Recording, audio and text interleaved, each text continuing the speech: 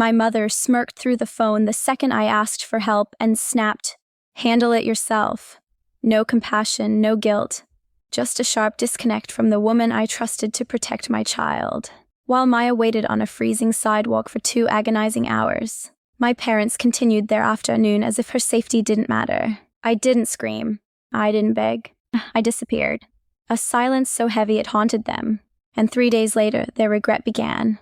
Before I reveal the consequences, tell me, would you forgive this betrayal, or would you cut them off forever? Please subscribe, like the video, and comment below, where are you watching Revenge Story podcast from? I need to explain the person I was before the bridge burned.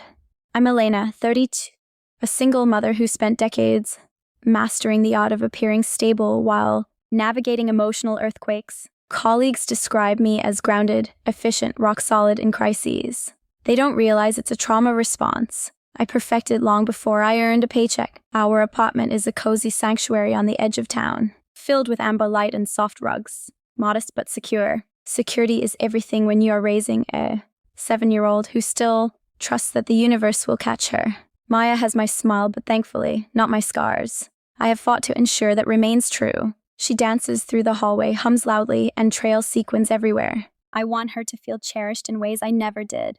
My parents reside across the city in a pristine estate that feels colder than a winter storm. My mother, Joyce, wears her judgment like a crown, heavy, polished, inflexible. In my childhood, she labeled me dramatic, as if having emotions was a defect I needed to fix. My father, Arthur, learned early that peace required total submission. He refined his silence into an art form, disappearing into the background. Yet I persisted. Holidays, anniversaries, weekly dinners. I attended even when it hurt. I hoped grandmotherhood might thaw her, that holding a new life might crack that frozen exterior. Occasionally she would embrace Maya with a rigid grin. Briefly, I would picture the family I craved since girlhood. But underneath the surface, the ice remained.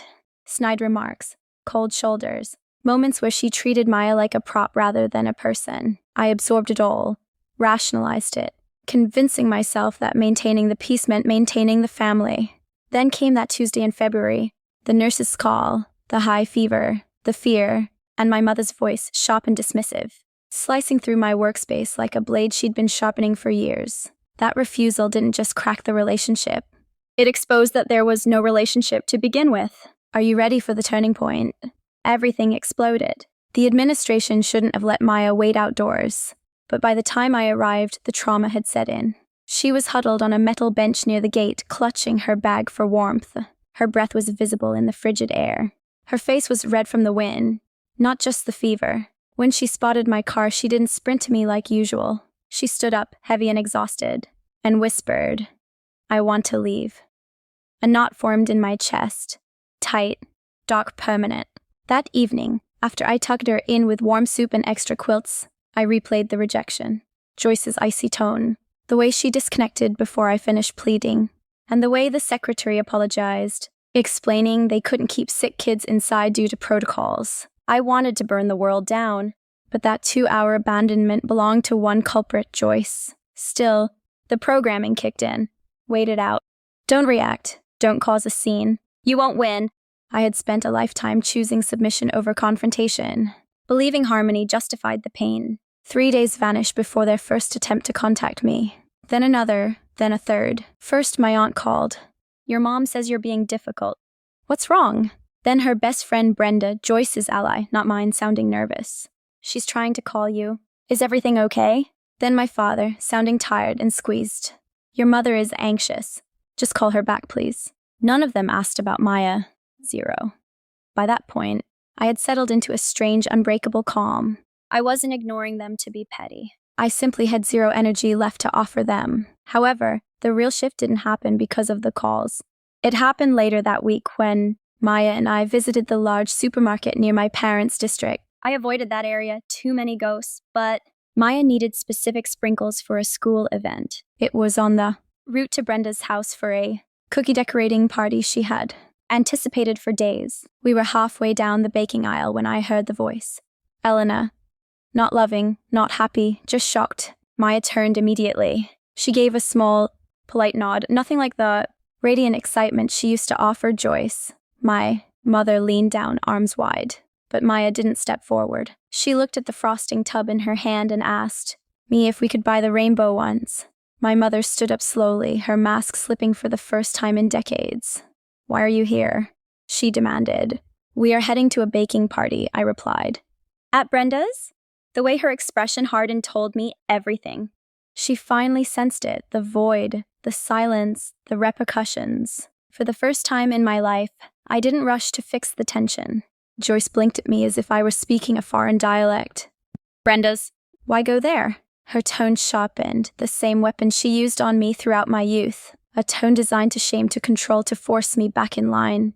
But I remained silent. I didn't owe her the comfort she withheld from me. She pasted on a smile too wide, too fake. "Well, I can join you. I haven't seen Maya all week." Previously, I might have hesitated, bargained, tried to blend everyone together, but that version of me froze on the bench outside Maya's school. "No," I stated clearly. "You aren't invited." Her face went pale. I watched the realization hit her, a quiet, brutal impact. She moved closer, her scent overpowering and familiar. "Elena, stop this. You're still sulking about the school issue." "I was busy. You know how you overreact. Why prolong this?" Busy, overreact, prolong. The standard gaslighting script she'd used since I was a toddler. I knelt beside Maya, who was choosing between sugar pearls like the family wasn't imploding behind us. "Ready to go?" I asked. She nodded, dropped the pearls in the basket, and took my hand. We walked past Joyce without looking back. That evening, 5 voicemails sat on my device. One furious, one baffled, one sobbing, one demanding access to Maya. I didn't listen to the end. I didn't reply. And that silence, the tool she had always wielded to punish me, now belonged to me. Weeks drifted by. My father texted typically, not to apologize, not to inquire about the incident, but to pressure me back into my role as the emotional stabilizer. "You made your point. Your mom is depressed. What do you expect from her?" But he missed the reality. This wasn't a point. It was a boundary. Then the legal envelope arrived. Heavy cream paper, too official for good news. I nearly tossed it, but intrigue won. Inside was a formal notice. My parents had revised their estate plan. I was removed as the executor. Karen, my cousin who once mocked Maya for scraping her knee, was now the beneficiary. It was designed to devastate me. Instead, it liberated me. I left the document on the table. No rage, no crying. Just a calm, heavy finality settling in my chest. They chose distance, so I granted it. Yet even as I walked away, I knew a larger event was approaching, some cosmic shift. I could sense but not see, like the pressure drop before a hurricane. And hurricanes always force a confrontation. By late winter, I had adapted to the quiet. Not a peaceful quiet, but the stillness after a wreckage smelling of ozone. My phone rarely vibrated. When it did, it was a brief note from Dad, a guilt-heavy message from Mom, or a stiff update from Karen about family events I ignored. I stopped justifying. I stopped debating. I stopped trying to repair what they refused to acknowledge. In that space, Maya evolved too. She stopped asking when we would visit Grandma or why Sundays were different. She moved through our home with a lighter, grounded confidence, as if she intuitively understood that safety isn't a location, but a feeling. Then on a freezing Thursday night, the storm landed. It was near midnight when my screen lit up. I didn't recognize the sensation in my gut when I read the name. It wasn't panic. It wasn't anxiety. It was a dull resignation. And exhausted knowing that this moment was inevitable, I let it ring, once, twice. When I finally looked, there were 4 missed calls from Arthur. Then a text. "Power down. Mom fell on the ice. Can't move the car. Need help." For a split second, I visualized it. The steep driveway Joyce refused to salt. The icy path she insisted she could navigate. The porch light that flickered in high winds. And her, Joyce, furious, cold, shocked that the elements didn't obey her commands. The part of me that spent decades seeking her approval flinched, a reflex, not a choice, but the image that followed wiped it clean. Maya on the school steps, a small figure curled against the wind, breath freezing, waiting for a savior who never arrived. I typed one word, no. I placed my phone face down. I slept deeper than I had in years. Morning sunlight sliced across my duvet. My phone displayed 8 missed calls and 3 voicemails, one frantic, one weeping. I didn't listen. Instead, I called Brenda and asked if she wanted to take Maya to the science center. She agreed instantly. That was Brenda, reliable, present, warm, where my mother was jagged. We spent the day exploring interactive displays, laughing at Maya's excitement in the mirror maze, and eating waffles at a diner that smelled of butter and nostalgia. At no moment did Maya ask about my parents. The secondary attack came via Karen. She called that afternoon, her tone balancing between fake worry and superiority. Your mom broke her wrist, she announced. Your dad hurt his back helping her up. They have no heat for 2 days. Perhaps you should try being the mature one here. I nearly chuckled. Mature one? As if I hadn't spent 30 years being precisely that. I already am, I replied. That is why I am protecting Maya, she stuttered, confused. You can't mean... I do. I ended the call before she could lecture me. The following day, an email landed. Lengthy, rambling, filled with phrases that mimicked apologies but lacked substance. The type Joyce always wrote when she required something, not when she learned something. I regret that things escalated. I miss you both. Families must unite. I don't understand this rift. Every sentence avoided the core wound. Not once did she mention Maya waiting in the cold. Not once did she own her cruelty. I deleted it and continued my work. By early March, the freeze deepened. The streets glazed over with black ice that held the city hostage. I wrapped Maya in her thickest layers, and we drove to an artisan market in the next town. She wanted neon thread for bracelets. She held my hand constantly. On the return trip, Brenda noticed a vehicle on the roadside, a dark SUV with hazards pulsing in the gray dusk. She whispered my name. I slowed down enough to see through the frosted glass.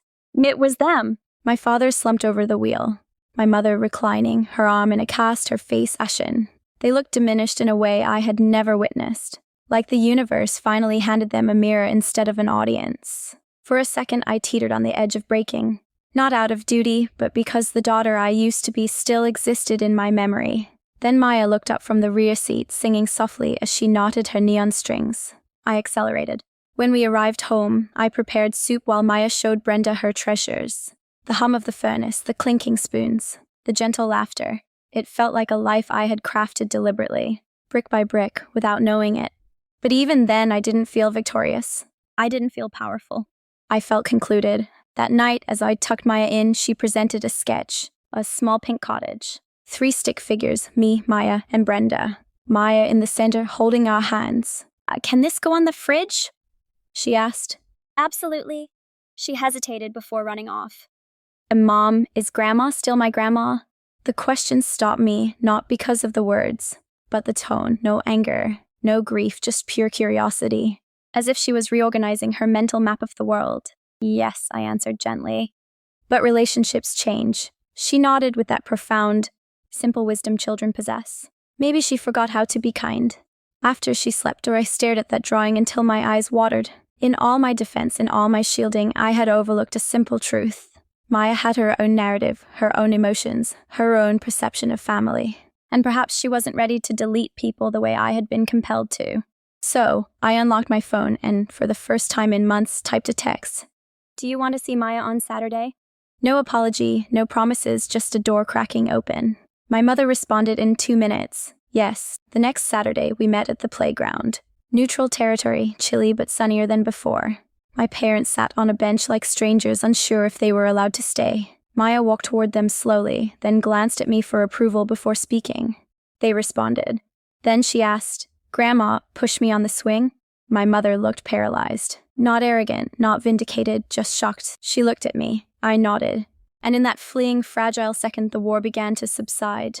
My mother approached the swing set as if the earth might shatter. She placed her uninjured hand on the rubber seat and pushed softly.